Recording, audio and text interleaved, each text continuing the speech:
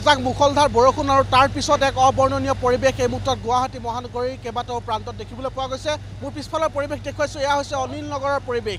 এই মুহূৰ্তত দেখিবলৈ পোৱা গৈছে ভৰ দুপৰীয়াও বৰ্তমান সময়ত একাঠু পৰ্যন্ত পানী বৰ্তমান সময়ত দেখিবলৈ পোৱা গৈছে। ঠায়ে ঠায়ে এককাল পৰ্যন্ত পানী হৈছে আৰু এয়াই হৈছে বানমুক্ত গুৱাহাটীৰ শ্লোগান দিয়া যি গুৱাহাটী মহানগৰী, যিখন গুৱাহাটী মহানগৰীক স্মাৰ্ট চিটি কৰিবলৈ গৈ আছে চৰকাৰে। আৰু স্মাৰ্ট চিটিৰ এয়া বাস্তৱ ছবি আজিৰ তাৰিখত দেখুৱাইছোঁ। এনেধৰণৰ পৰিৱেশ গুৱাহাটী মহানগৰীত এতিয়া সুলভ হৈ পৰিছে। 15 মিনিটৰ 10 মিনিটৰ এজাক বৰষুণতে গুৱাহাটীৰ প্ৰায়সমূহ অঞ্চল জলমগ্ন হৈ পৰে আৰু নিশা অহা এজাক বৰষুণৰ পিছত আজিৰ এই পৰিৱেশ দেখুৱাইছোঁ। আৰু নিশাৰ বৰষুণৰ পানী এতিয়ালৈকে কিন্তু শুকোৱা নাই। বৰ্তমানো আচলতে দেখিবলৈ পোৱা গৈছে ৰাইজৰ মাজত কেনেধৰণৰ হাহাকাৰ পৰিস্থিতি আৰু এনেধৰণে ৰিক্সাৰ সহায় লৈ এই মুহূৰ্তত জনসাধাৰণে তেওঁলোকে নিজৰ যাতায়াত কৰিবলগীয়া হৈছে। আৰু স্কুলীয়া ছাত্ৰ ছাত্ৰীৰ বাবে বৰ্তমান সময়ত অহা যোৱা কৰিবলৈ কোনো ধৰণৰ ঠাই নাই আৰু বৰ্তমান সময়ত সকলো যেন পানীয়ে একাকাৰ হৈ পৰিছে। আৰু এই পৰিৱেশ দেখুৱাইছোঁ গুৱাহাটী মহানগৰীৰ অনিল নগৰৰ পৰা এজাক বৰষুণৰ পিছৰ পৰিৱেশ এই মুহূৰ্তত দেখুৱাইছোঁ। আৰু মই প্ৰতিক্ৰিয়া ল'বলৈ চেষ্টা কৰিম মহানগৰবাসীৰ পৰা। মই অকণমান জানিবলৈ চেষ্টা কৰিম। নিৰ্বাচন শেষ হ'ল, কাইলৈ ভোট গণনা। দেখিবলৈ পোৱা গ'ল যে নিৰ্বাচনৰ সময়ত জনপ্ৰতিনিধিয়ে বানমুক্ত গুৱাহাটীৰ কথা কয়, কিন্তু বানমুক্ত গুৱাহাটীৰ সলনি এতিয়া বানযুক্ত গুৱাহাটী হয়। সাংঘাতিক ধৰণে আমি পৰিত্ৰান্ত। আমাৰ পৰিৱেশটো এতিয়া আপোনালোকে দেখিছে সহজে অনিমা আমাৰ এই অৱস্থা। এতিয়া মানে আপোনাৰ নিৰ্বাচনৰ এৰি আছিলে বানমুক্ত গুৱাহাটী, কিন্তু নিৰ্বাচন গ'ল, তাৰ লগতে আমাৰ এটা আহিল কি বানৰ পৰিৱেশ। এতিয়া কি কৰিব তেওঁলোকে, চৰকাৰ কোন হ'ব এইটো বেলেগ কথা, কিন্তু আমাক বানমুক্ত গুৱাহাটী লাগে। আমাৰ অনিল নগৰ নবীন নগৰ বুলি নহয়, গ্ৰেটাৰ গুৱাহাটীৰ বানমুক্ত যেতিয়া নকৰিব তেতিয়াহ'লে আমাৰ স্মাৰ্ট চিটিৰ সংখ্যা পৰিপূৰ্ণ হ'ব। সতীৰ্থ সঞ্জয়ক দেখুৱাবলৈ ক'ম স্কুল কলেজৰ ছাত্ৰ ছাত্ৰী কেনেধৰণে অহা যোৱা কৰিছে চাওক। অতি বিপদসংকুলভাৱে এই মুহূৰ্তত পদপথেৰে যাব লগা হৈছে। কোনো স্থানত যদি মেনহোল আছে তেতিয়াহ'লে নিশ্চিতভাৱে দুৰ্ঘটনা সংঘটিত হ'ব। আৰু এই ধৰণৰ পৰিৱেশ এতিয়া দেখিবলৈ পোৱা গৈছে। অঞ্চলটোৰ সম্পূৰ্ণৰূপে বিদ্যুৎ কৰ্তন কৰা হৈছে। ৰাইজৰ মাজত এক হাহাকাৰ পৰিস্থিতিৰ সৃষ্টি হৈছে। প্ৰদীপ বৰ্মন, সততে আপোনালোকে বানপানী হ'লেই সৰব হয় চৰকাৰৰ বিৰুদ্ধে। আজিও কিন্তু একেই পৰিৱেশ। এতিয়া জনপ্ৰতিনিধি আহে, নিৰ্বাচন আহে যায়, চৰকাৰ আহে, সলনি হয়, কিন্তু ৰাইজৰ যিসমূহ বাস্তৱ সমস্যা সেয়া কিন্তু সমাধান নহয়। তেওঁলোকে ইলেকশ্যনৰ সময়ত বানমুক্ত গুৱাহাটী কৰিম বুলি কয়, কিন্তু ইলেকশ্যন কালি ৰিজাল্ট দিব, আজি আকৌ বানভুক্ত হৈছে। আৰু শিলহাকৰ মাষ্টাৰ প্লেনখন কি হ'ল? সেইখন কি কোনোবা মাষ্টৰৰ ঘৰত পৰি আছে নেকি? 26ৰ ইলেকশ্যনৰ আগে আগে ফু কৰি ধূলি উৰুৱাই সেই মাষ্টাৰ প্লেনখন উলিয়াই আনিব এনেকুৱা লাগিছে। হে গুৱাহাটী চাৰিআলি, হে গুৱাহাটী চাৰিআলি, হে বানপানীত ডুবি গেলি, ধিনিকি ধিনাও নাও মইনা বানপানীত উটি ভাহি যাওঁ। হে সিংহল সিদ্ধাৰ্থ ক'ত গেলি, এচি ৰুমত সোমাই থাকিলি, ধিনিকি ধিনাও নাও মইনা বানপানীত উটি ভাহি যাওঁ।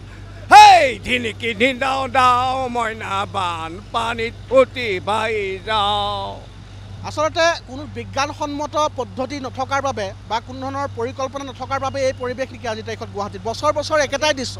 কিমান বছৰৰ পৰাতো এনেকৈ হৈ আছে। ৰাস্তা ঠিক কৰিলে কি হয়, পানীটোৰ সমস্যাটো ঠিক কৰিব লাগেতো। মানুহ স্কুল যোৱা ল'ৰা ছোৱালী কেনেকৈ যাব নোৱাৰে আপোনালোকে নিজে কওক। আপোনালোকে নিজে দেখিছে ইমান পৰিৱেশটো, গুৱাহাটীৰ পৰিৱেশটো আজি এনেকুৱা। ড্ৰেইনৰ কাম কৰিলে কি হ'ব, বস্তুখিনি প্লাষ্টিক সোমাই যায়, চব বস্তু মানুহ হেৰি কৰে, তো এনেকৈতো হ'লেতো পৰিৱেশটো বেয়া হয়তো। এইটো যোন চৰকাৰে হওক, কালিতো নতুন চৰকাৰ যি হ'ব আৰু এইটো ঠিক কৰিব লাগে যে আমি আগবাঢ়িবলৈ আহিছোঁ।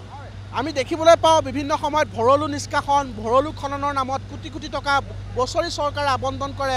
নলা নিষ্কাশনৰ নামত ছুপাৰ চাকাৰৰ দৰে অত্যাধুনিক যন্ত্ৰ ব্যৱহাৰ কৰে GMCয়ে। কিন্তু সেই সময়ছোৱাত এই ধৰণৰ পৰিৱেশ এতিয়া গুৱাহাটীত উদ্ভৱ হৈছে। কোনো ধৰণৰ বিজ্ঞানসন্মত পৰিকল্পনা নথকাৰ পৰিপ্ৰেক্ষিতত এতিয়া স্মাৰ্ট চিটি হ'বলৈ যোৱা এই গুৱাহাটীৰ এই কদৰ্য ৰূপ আপোনালোকে লক্ষ্য কৰক। প্ৰতিদিনেই সংবাদ মাধ্যমে বাতৰি সম্প্ৰচাৰ কৰে, চৰকাৰৰ দৃষ্টিগোচৰ কৰিছে, তাৰ পিছতো কিন্তু সমাধান সূত্ৰ নাই।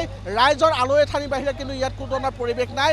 এতিয়া এই অঞ্চলটোত যদিহে কোনো এজন ৰোগী, কোনোবা যদি গৰ্ভৱতী মহিলা এগৰাকী যদি পণবন্দী হৈ আছে, জলবন্দী হৈ আছে, তেতিয়াহ'লে তাৰ খবৰ ল'বলৈ যাবলৈ ডক্টৰ বা চিকিৎসকৰ দল যাব নোৱাৰে, এম্বুলেঞ্চ যাব নোৱাৰা পৰিৱেশ হৈছে এই ধৰণৰ পৰিৱেশ। দাদা, এই পৰিৱেশ সদায় আৰু কিমান দিনলৈ? এই পৰিৱেশ যেতিয়ালৈকে আমাৰ যিবিলাক কৰ্মকৰ্তা, আমাৰ যিবিলাক আমাক বাট দেখুৱাওঁতা, তেওঁলোকৰ যেতিয়ালৈকে পৰিৱৰ্তন নহয় তেতিয়ালৈকে এই অৱস্থা থাকিব লাগিব।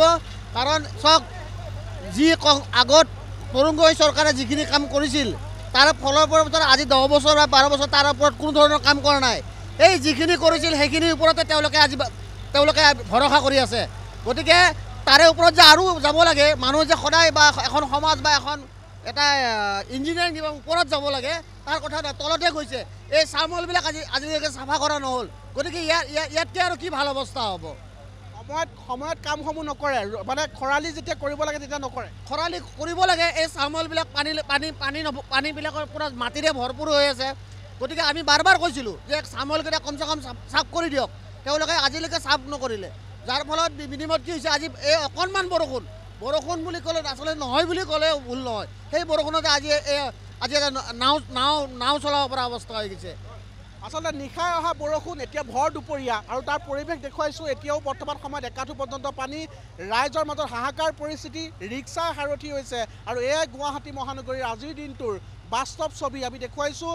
এয়া হৈছে স্মাৰ্ট হ'বলৈ যোৱা গুৱাহাটী মহানগৰী, যিখন গুৱাহাটী মহানগৰীক লৈ মুখ্যমন্ত্ৰীয়ে সপোন দেখিছে, যিখন গুৱাহাটী মহানগৰীক লৈ মহানগৰবাসীকো আশা দিয়া হৈছে। কিন্তু সেইখন গুৱাহাটী মহানগৰীৰ বাস্তৱ ছবি এয়া। গতিকে আপুনি নিজেই কল্পনা কৰক কি কাৰণত, কাৰ আচলতে ফলত, কি ধৰণৰ কাৰকৰ ফলত এই ধৰণে গেঠেলা মাৰিছে গুৱাহাটীৰ উন্নয়ন আৰু কি ধৰণে আচলতে গুৱাহাটীৰ উন্নয়ন ছবি ৰৈছে, এয়া খুবেই লক্ষণীয় কথা। মই পৰিৱেশটো দেখুৱাইছোঁ, আজি গুৱাহাটীৰ অনিল নগৰৰ দৃশ্য দেখুৱাইছোঁ আৰু কেইবাটাও প্ৰান্তত অনুৰূপ ছবি। বৰ্তমান সময়ত ৰাইজৰ মাজত হাহাকাৰ, সকলো জলবন্দী আৰু এই একাঠু পানীৰ মাজেৰে এতিয়া সকলোৱে নিজৰ জনজীৱন তেওঁলোকে অব্যাহত ৰাখিব লগা হৈছে। তাৰ মাজত দুই এঠাইত সৰু বৰ অঘটনো সংঘটিত হৈছে। গতিকে জনপ্ৰতিনিধিসকললৈ ৰাইজৰ আহ্বান যে শীঘ্ৰে গুৱাহাটী মহানগৰীৰ এই কৃত্ৰিম মানৰ সমস্যা শীঘ্ৰে নিৰ্মূল কৰিব লাগে।